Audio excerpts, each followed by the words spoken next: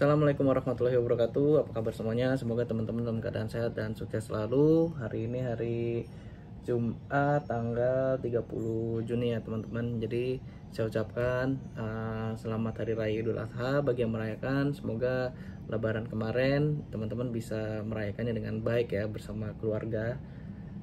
Jadi pada kesempatan kali ini saya akan ngobrol-ngobrol santai aja seputar market khususnya IHSG ya teman-teman. Tapi sebelumnya saya masuk ke topik ini, saya ucapkan pertama-tama disclaimer on dulu ya teman-teman. Jadi hal-hal yang akan saya sampaikan ke depan adalah murni dari pengalaman saya pribadi dan sebagai seorang pembelajar di market ya teman-teman. Jadi nggak usah dijadikan acuan baku atau menjadi keputusan beli dan jual gitu ya teman-teman. Jadi ini semuanya disclaimer on berdasarkan pengalaman saya pribadi sebagai seorang pemula yang baru belajar di market ya teman-teman. Oke, jadi yang akan saya bahas kali ini adalah IHSG sepi, masih bisakah cuan profit konsisten gitu ya teman-teman. Karena menurut saya ini banyak dibahas di grup-grup juga ya, di grup-grup, di media sosial banyak yang bilang kalau ya marketnya lagi sepi, marketnya bikin ngantuk, marketnya lagi sideways, marketnya lagi boring gitu, membosankan ya. Jadi sebenarnya yang paling penting masih bisa nggak sih sebenarnya cuman konsisten gitu ya. Dan saya akan menjelaskan ini berdasarkan by data ya teman-teman. Jadi bukan berdasarkan saya tuh ngomong teori berhayal gitu ya. Jadi yang akan saya sampaikan di sini berdasarkan by data ya teman-teman. Jadi semoga menjadi referensi buat teman-teman. Oke, jadi kalau misalnya dilihat dari pertama-tama saya ingin menjawab apakah IHSG sepi ya teman-teman. Jadi di sini saya ambil sampel dari tanggal seminggu aja, seminggu ke belakang dari tanggal 19 Juni sampai tanggal 27 Juni terakhir kemarin ya kita trading ya. Saya nggak ngambil sebulan karena waktunya kepanjangan teman-teman kalau ngambil sebulan ya. Jadi hari tanggal IHSG itu tanggal 19 Juni itu turnovernya 7,8 triliun dan tanggal 20-nya IHSG turnovernya 8,24 triliun, tanggal 21 7,97 triliun, tanggal 22 8,94 triliun, tanggal 23 8,76 triliun, tanggal 26 7,49 triliun, dan tanggal 27 kemarin kita terakhir 8 triliun ya teman-teman. Jadi berdasarkan data ini memang saya simpulkan seminggu kemarin terakhir ya, 2 minggu terakhir lah ya dari tanggal 19 itu memang IHSG-nya sepi ya teman-teman.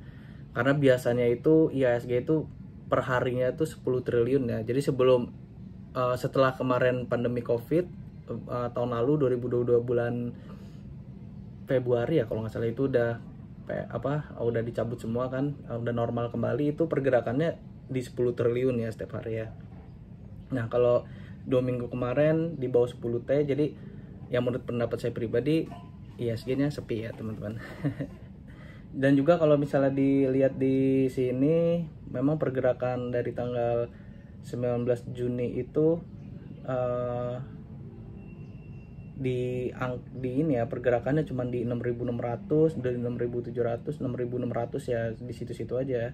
Lebih cenderung kalau saya lihat candlenya lebih lagi ini ya bearish ya kalau dilihat dari short termnya ya teman-teman ya, dari candle daily-nya tuh channel bearish ya, ini ya lagi sideways, cenderung bearish sih kalau saya lihat. Jadi itu menurut saya pribadi IHSG ini sepi. Tapi yang menariknya adalah apakah masih bisa profit konsisten gitu ya. Untuk menjawab ke sana, di sini saya akan coba tampilkan hasil trading saya ya, scalping saya dari tanggal 19 Juni ya teman-teman, 19 Juni sampai tanggal 27 Juni kemarin. Itu saya dari tanggal 19 Juni bisa dilihat di sini ya teman-teman, itu saya bisa secara persentase bisa 7,33% ya teman-teman. Jadi saya tanggal 19 Juni cuan dipetis itu dapat 1,1, tanggal 20 PUDP itu dapat 2,61%, tanggal 21 dapat 2,17 di saham MPO, tanggal 22 Nelly saya loss di situ minus 1,76. Tanggal 26 23 saya nggak trading ya teman-teman. Tanggal 23 itu saya nggak trading, waktu itu masih di jalan. Tanggal 26 saya cuan di MTSM 1,77%. Tanggal 27 itu kemarin saya di Kejen ya, cuan 1,38%. Ini nggak saya tampilin nominalnya, nanti teman-teman silahkan cek aja per tanggal ini saya trading pakai modal berapa segala macam, di situ bisa kelihatan ya teman-teman. Oke. Jadi untuk menjawab pertanyaan masih bisa cuan profit konsisten, sebenarnya bisa-bisa aja ya teman-teman. Gimana caranya gitu kan bisa agar profit konsisten? Teman-teman harus ini ya, mempunyai 2 poin ya. Ini menurut saya pribadi ya, 2 poin salah ya yang menurut saya penting ya teman-teman. Itu yang pertama, teman-teman harus punya kedisiplinan dulu ya teman-teman. Jadi teman-teman itu harus disiplin dengan trading rules ya. Teman-teman harus punya trading rules, teman-teman harus bisa menjalankan trading rules. Kalau misalnya saya pribadi 1-2 saham per hari, target harian 1% sampai 2%. Kalau misalnya nggak tercapai gimana, misalnya loss gitu kayak di tanggal 22 kemarin Nelly gitu. Ya udah saya nggak trading lagi, mendingan saya udahan, walaupun misalnya ada saham yang potensial segala macam, ya udah mendingan saya nggak melanggar aturan yang saya buat ya, trading rules ya teman-teman. Jadi itu penting teman-teman. Kalau teman-teman nggak punya trading rules, teman-teman misalnya udah cuan nih paginya nih, misalnya teman-teman masuk saham A gitu, udah cuan gitu kan, tiba-tiba nanti siangnya trading lagi sampai sore, nanti ada loss lagi, ada untung lagi, akhirnya ujungnya boncos ya teman-teman. Jadi saya mengikutin Pak Fir. Kalau Pak Fir kan beliau punya aturan 30 menit pertama ya. Kalau ya saya sebenarnya sama juga, jadi nggak seharian. Bahkan kalau misalnya udah cuan di satu saham ya saya udahan, apalagi kalau misalnya target itu tercapai, walaupun nominalnya kecil gitu ya nggak masalah, yang penting saya bisa konsisten. Jadi itu dulu, kalau misalnya mau konsisten harus bener-bener disiplin teman-teman. Disiplin tuh apa ya, kata yang mudah diucapkan tapi susah untuk dipraktekin ya. Karena zaman saya dulu teman-teman, sebelum saya disiplin itu berantakan teman-teman. Hari paginya cuan, nanti lihat yang gerak lagi, trading lagi, loss lagi, nanti trading lagi, cuan lagi, masuk lagi, loss lagi. Karena psikologisnya ketika kita loss, pasti psikologis kita tuh mau ngejar ketertinggalan kan. Padahal itu sebenarnya enggak, ya gimana ya, ya ini tergantung kemampuan teman-teman juga. Mungkin banyak yang di influencer di sana gitu yang bisa sehari itu bisa 5 saham, 7 saham, 8 saham, ya dia hebat gitu. Tapi belum tentu diri saya sendiri gitu. Diri saya nggak sanggup. Saya mendingan satu saham saya maksimalin di satu saham itu 1-2% ya udah gitu. Jadi selesai. Nah itu. Jadi ya itu ya, konsisten ya. Yang pertama harus punya kedisiplinan dulu dengan trading rules teman-teman. Yang kedua, ini penting juga, yaitu teknik ya teman-teman. Teknik yang teman-teman gunakan tuh apa dulu nih?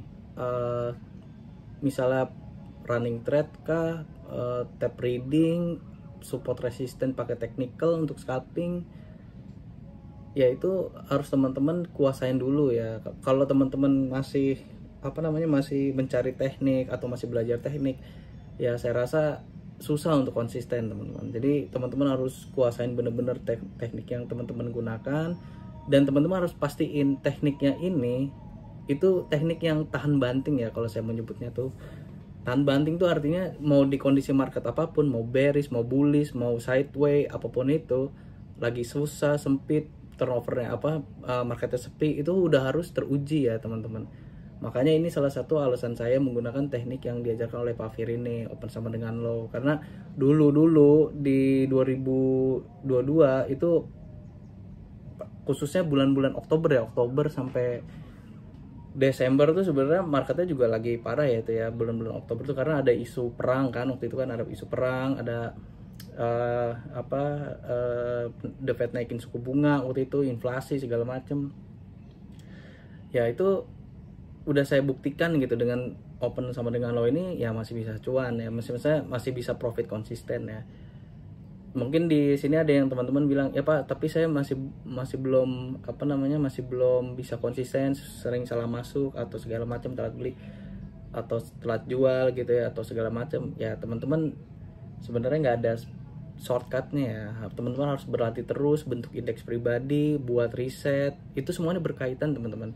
Coba teman-teman ya, teman-teman setelah trading, teman-teman udah punya belum yang trading journal teman-teman gunakan untuk tracking tuh, ibaratnya performance teman-teman tuh berapa ya, bisa dapat berapa per bulan. Terus teman-teman udah nyusun indeks pribadi atau belum, praktek setiap hari apa belum, itu ngaruh semua teman-teman.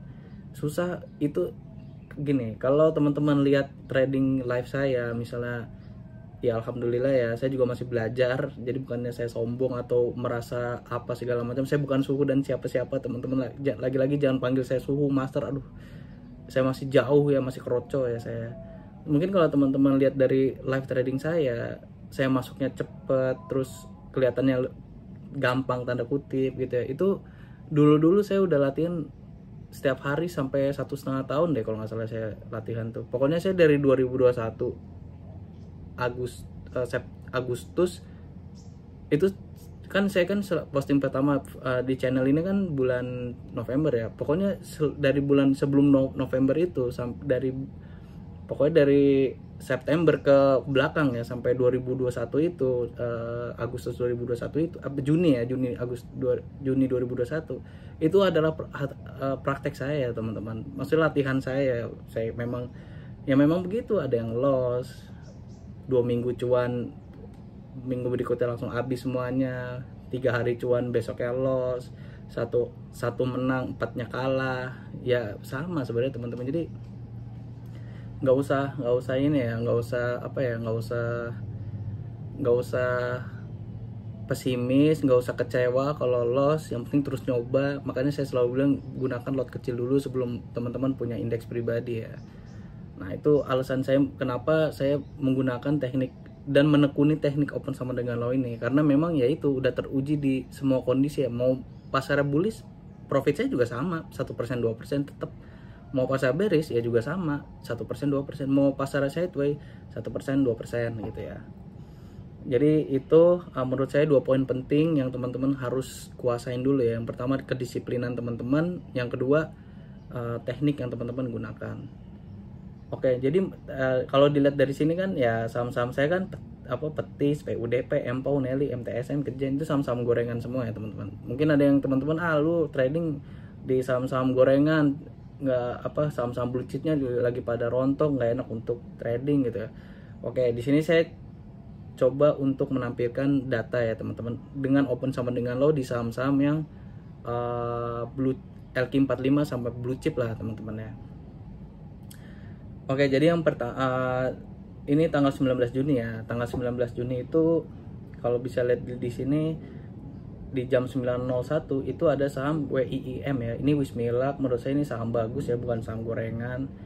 Dan Wismilak ini naik sampai ke 7% ya teman-teman. Jadi teman-teman di sini bisa lihat 19 Juni WIIMM bisa 7% ya naiknya ya. Jadi bisa cuan juga kan.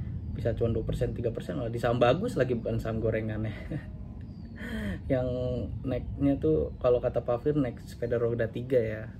Oke, itu tanggal 19 Juni. Tanggal 20-nya teman-teman. Ini tanggal 20 Juni jam 9.12 muncul saham Akra ya di harga 14.70. Nah, ini lihat tanggal 20 Juni nih. 20 Juni itu Akra naik sampai ke 4% teman-teman. Nanti teman-teman kalau nggak percaya silakan cek daily candle-nya ya, daily candle-nya. Itu Akra naik sampai ke 4,15% ya. Artinya bisa cuan juga 1,5% lah mungkin lah di Akra nih. Itu tanggal 20 ya. Sekarang kita lanjut ke tanggal 21. Ini tanggal 21 jam 9.04 muncul Toba ya. Ini Toba sebenarnya juga bukan terlalu gorengan banget ya. Ini ya second liner, first liner lah Toba tuh. Dia naik sampai ini kenaikannya 1,52%, tapi dia waktu itu munculnya kan tadi di harga 404 ya, 404, dan dia tertinggi di 412. Jadi bisa cuan 1% ya, 1% ya oke aja ya, setiap hari cuan kan. Itu tanggal 21. Sekarang tanggal 22 ya. Tanggal 22 ini ADMR ya. Ini yang fantastis nih. ADMR muncul di harga 865. Dia naik sampai ke 11%, 31. Ya ini bisa cuan berapa kan teman-teman? Di saham blue LQ45 lagi kan.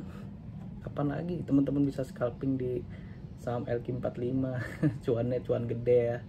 Nggak nunggu sebulan ya, itu langsung naik sampai ke 11% ya. Oke, tanggal 23 jam 9.05 ada PANS. Harga dia muncul di harga 1945. Dan PANS kemarin memang di kenaikannya 1,32%, tapi lihat di sini dia naik sampai ke 2010. Dari 1945 ke 2010. Anggap teman-teman beli di 1950 ya, 55 aja. Ya bisa cuan 2% juga ya, teman-teman. Oh, itu tanggal 23, tanggal 26 ya. Tanggal 26 di sini muncul ADMF di jam 9.05 di harga 10.450. Lalu di tanggal 26 itu ADMF naik sampai ke 13%, 13,59%. Itu aja teman-teman bisa cuan berapa. Ini ADMF bukan saham ini ya, saham gorengan lucu ya teman-teman. Oke, tanggal 27 ya. Tanggal 27 itu jam 9.06 muncul saham BIRD di harga 2140, 2140, dan dia tertinggi di 2260 ya. Ya anggaplah teman-teman HK di 2150 gitu ya. Bisa cuan 2% juga ya teman-teman, 1,5% deh. Itu aja, dari sini aja saya berdasarkan data ya. Saya ini ngomong berdasarkan data ya. Dari sini aja saham-saham blue chip LQ45 first liner juga bisa aja cuan kan di kondisi market yang lagi sideways ini ya, cenderung bearish ya teman-teman. Jadi ya tergantung dari teman-temannya aja sih sebenarnya, bukan dari tergantung tekniknya ya. Maksudnya teknik oke lah penting, tapi teman-teman harus kita sama-sama belajar aja deh, belajar terus. Kalau misalnya loss ya udah move on aja gitu, walaupun memang berat ya teman-teman. Loss itu berat ya. Saya tuh dulu mungkin udah ratusan kali saya loss juga ya, tapi akhirnya ya alhamdulillah ya, seiring berjalannya waktu makin bertambah pengalaman, bertambah. Walaupun saya masih pemula, masih beginner ya, saya terus menambah pengalaman ya, akhirnya nanti kerasa juga teman-teman. Kerasa banget, bedanya kerasa deh. Oke, jadi itu ya. Apakah ISG sepi? Ya sepi, bisa dikatakan sepi karena perharinya di bawah 10 triliun, sedangkan normalnya sebenarnya per hari itu 10 triliun ya. Masih bisakah profit konsisten? Bisa, tapi tergantung tadi dua ya, tergantung dari kedisiplinan diri sama tergantung teknik yang teman-teman gunakan. Oke, jadi itu mungkin di penutup saya ini, di kesempatan kali ini saya ingin menyampaikan begini. Mungkin banyak yang komen-komen gitu ya di di IG-nya Pak Fir ya. Ini saya belajar open sama dengan lo, ini bukan ilmu saya masih kroco di market, dan yang memberikan ilmu ini adalah Pak Fir ya, yang mengajarkan ilmu ini adalah Pak Fir. Jadi ini bukan ilmu saya, tapi beliau yang mengajarkan secara tulus dan gratis ya teman-teman. Menurut saya ini ilmunya ini ilmu mahal ya, bukan, kalau dihargain saya juga nggak tahu harganya berapa, tapi ini adalah ilmu mahal ya teman-teman. Yang mau saya sampaikan begini, saya itu bukan bukan siapa-siapanya Pak Fir ya, maksudnya saya bukan teman beliau, saudara beliau, atau siapa-siapa. Saya cuman orang biasa yang ngelihat IG-nya Pak Fir secara dari dunia maya ya, secara online gitu ya. Dan saya adalah orang yang selalu menghormati guru gitu ya. Pak Fir ini menurut saya orang yang mengajarkan secara tulus dan ikhlas. Dia nggak minta apa-apa kan. Tapi ketika saya misalnya ngelihat di komen-komennya beliau gitu, banyak orang yang nyinyir segala macam, ya mendingan gini deh, teman-teman tuh nggak usah nyinyir, nggak usah apa-apa, nggak usah jadi orang negatif lah. Saya juga bukan orang yang apa ya, yang bukan tugas saya sih sebenarnya sih untuk ngomong begini, tapi saya tuh kalau udah menghormati seseorang, apalagi seseorang itu tulus ngajarin dan memberikan ilmu yang bermanfaat, saya itu paling apa ya, paling hormat lah gitu lah ceritanya, hormat sama beliau gitu. Jadi kalau saya ngeliat komen-komen negatif di IG-nya beliau tuh kayaknya gimana gitu ya. Mau saya ladenin tapi saya bukan siapa-siapa kan, mau saya balesin juga saya bukan siapa-siapa juga, bukan tugas saya untuk ngebales juga kan. Tapi udahlah, berhenti jadi orang yang negatif, positive thinking deh. Saya banyak pengalaman ketemu banyak orang yang, kebetulan pekerjaan saya ketemu banyak orang ya, saya tahu lah mana orang yang ngomong doang, yang so pinter, yang so tahu, mana orang yang bener-bener berbobot, mana orang-orang yang bener-bener pinter gitu ya, mana orang yang ngajarin secara tulus gitu.